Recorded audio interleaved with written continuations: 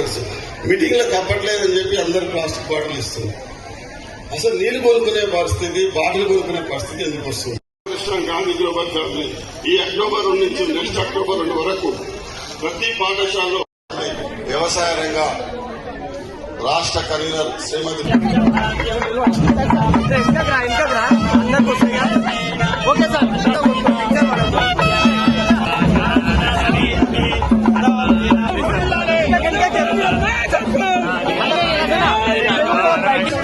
మేము ఈ స్థలాన్ని కూర్చోండి. దయచేసి ఎమ్మెల్యే గారిని ఇబ్బంది పెట్టదు.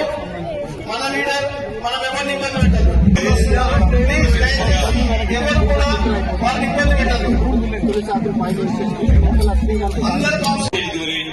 శ్రీధర్ శాసనసభ్యులకు అండ్ శ్రీరెడ్డి మున్సిపల్ చైర్మన్ గారికి, కౌన్సిలర్లు ఆయా వార్డుల్లో విస్తృత చేసిన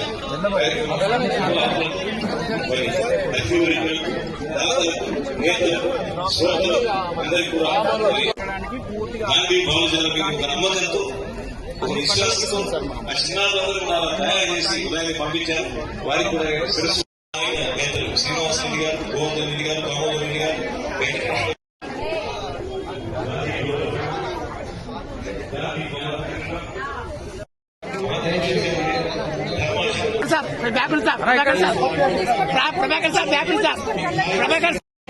అయ్యాను సార్. Okay sir.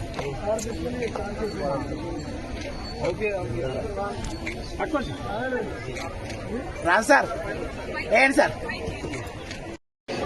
మరి పవిత్రమైన మహాత్ముడి దివ్య గణంలో మందార మకరంద మాధుర్య రసవంతమైన పుష్పమాలతో గౌరవ శాసనసభ్యులు పుష్పవర్షంతో వారి శాంతి అహింసల్ని ముందుకు తీసుకుపోతున్నారు. ఒక్కసారి మీ అందరి చప్పట్లతో BJP, TRS, CPI, CPM and similarly some of the temple heads are here and people from the commerce, rice millers are also here. I congratulate everybody for being here.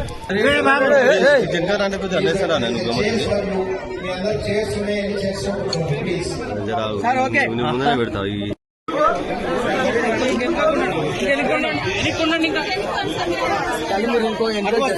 ఇట్లా గ్యాప్ ఎందుకుండండి కొద్దిగా అందరూ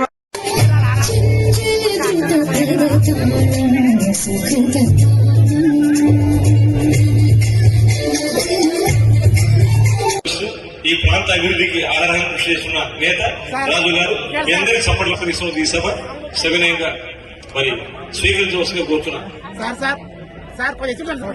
గ్రామ స్వరాజ్యం మహాత్మా గాంధీ అంటే సత్యం, మహాత్మా గాంధీ గారు అంటే అహింస.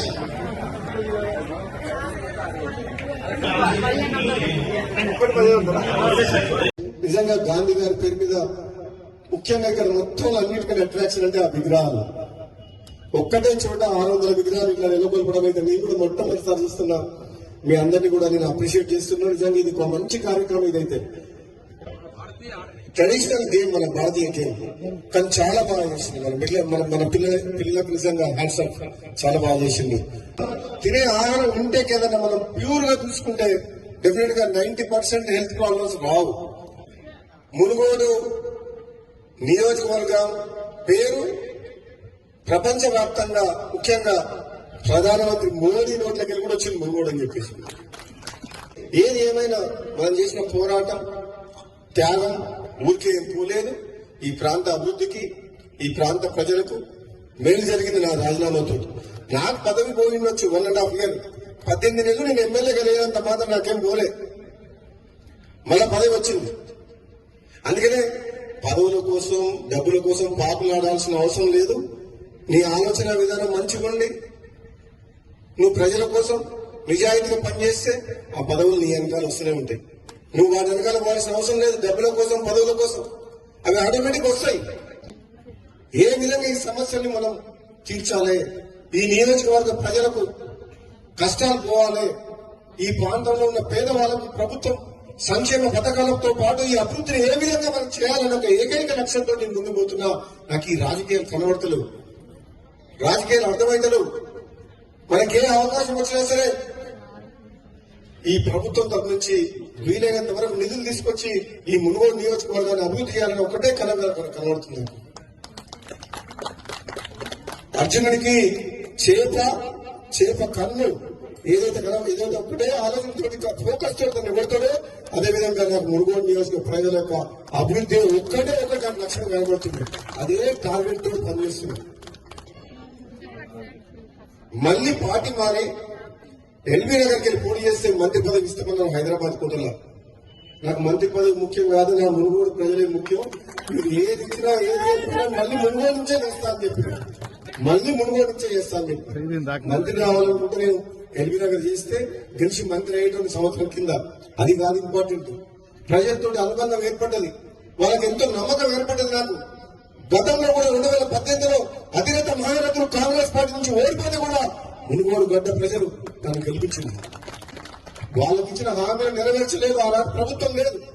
రాజీనామా చేసి పోరాటం చేసిన మళ్ళీ అదే గడ్డ ప్రజల మీద తోటి వాళ్ళ ఆశీర్వాదం గెలిచి వాళ్ళ కష్టసుఖాల్లో పాల్పంచుకోవడమే నా ఏకైక లక్ష్యం ధ్యేయం అని చెప్పేసి మళ్ళీ ఇక్కడికి వెళ్ళి పోటీ చేస్తే ప్రజలు ఈసారి దానికంటే డబుల్ మెజార్టీతో గెలిపించి పంపించారు.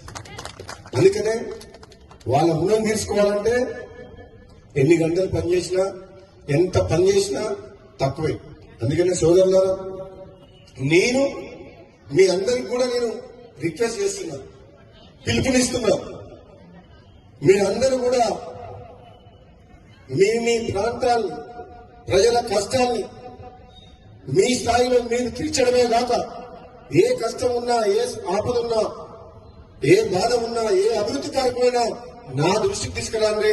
మనం కలిసికట్టుగా ఒక టీంగా ఈ మునుగోడు నియోజకవర్గాన్ని 119 నియోజకవర్గాల్లో నెంబర్ 1గా చేయడమే లక్ష్యం. ఈ రోజు తెలంగాణ రాష్ట్రంలో ఎక్కడ కూడా బెల్ట్ షాపులు బంద్ కాలేదు, మన దగ్గర బంద్ అయినాయి. వెంకట రాజు చెప్పినట్టు 119 నియోజకవర్గాల్లో పోలీస్ ఇంటెలిజెన్స్ రిపోర్ట్ ఇచ్చింది. తక్కువ క్రైమ్ రేట్ ఎక్కడ ఉందంటే మునుగోడులో ఉంది. మన మహాత్మా గాంధీజీ, బాబూజీ కళ్ళు కన్నా మన దేశంలో మునుగోడులో అహింస క్రైమ్ రేట్. మనం కొన్ని రోజుల తర్వాత మునుగోడు నియోజకవర్గంలో పోలీస్ స్టేషన్ పోవాల్సిన అవసరం లేదు, కేసు పెట్టాల్సిన అవసరం లేదు, కక్ష తీసుకులేదు, ఇటువంటి లేదు మన మునుగోడులో. అప్పటికి నాకు రోజు ఎస్ఐలు, సిఐలు, పోలీసులు, ఎస్పీ చెప్తున్నారు, సార్ మీ మునుగోడులో ఎక్కడ కూడా ప్రశాంత వాతావరణం ఉంది అని అంటున్నారు. అంటే ఎందుకంటే నేను ఎమ్మెల్యేగా ఉన్నా, అవసరం లేదు పోలీసులు. మాకు కావాల్సిన అభివృద్ధి, మాకు కావాల్సిన కేసులు కాదు. మీ ఊరి మీద కక్ష సాధించాలనే లక్ష్యం లేదు. కానీ అవినీతికి, ఆక్రమణకు, అన్నిటికీ వ్యతిరేకంగా ప్రభుత్వ భూముల జోలికి వచ్చినా సరే పేదలకు అన్యాయం చేసినా సరే అవినీతి పనులను మాత్రం వదిలిపెట్టే ప్రసక్తి లేదు. ఇందులో మాత్రం కాంప్రమైజ్ లేదు. అదే మీకు ముందు తెలిసిన ఉండొచ్చు, ఇన్ఫర్మేషన్ వస్తుందా లేదా? అది ఓన్లీ ట్రైలర్ మాత్రమే, అది ఓన్లీ ట్రైలర్. నెక్స్ట్ 70mm లో ఉంటుంది సినిమా. ఎందుకంటే ఒక్కటి మాత్రం నిజం, ప్రభుత్వ సొమ్ము ఎవరు కాజేయద్దు, అది పేదల సొమ్ము, పేదలకు పోవాలి. మనలాంటి వాళ్ళం 10 మందికి సాయం చేయాలి, కానీ అధికారాన్ని అడ్డం పెట్టుకుని ప్రభుత్వ సొమ్ము పోవద్దు, పేదల జోలికి పోవద్దు. అది మంచిది కాదు. నేను నమ్మే సిద్ధాంతం అది. కష్టపడి పనిచేయాలి. భార్య పిల్లలు చదువుకుంటే ఒక రాజకీయాలు ఉన్నా సరే ఏదో ఒకటి వ్యాపారం చేసుకోవాలి, కానీ అధికారాన్ని అడ్డం పెట్టుకుని ప్రభుత్వ సొమ్ము కానీ పేదల సొమ్ము తీసుకుంటుంటే మాత్రం మంచిది కాదు. అందరం కూడా మనం ఒక టీం, మనమందరం ఒక కుటుంబం లాగా పనిచేయాలని చెప్పి వెంకట రాజు గారికి, కౌన్సిలర్ అందరికీ అందరికీ చెప్తాను, నా సహకారం మీకు ఎప్పుడు ఉంటుంది. ఏ రోజైనా సరే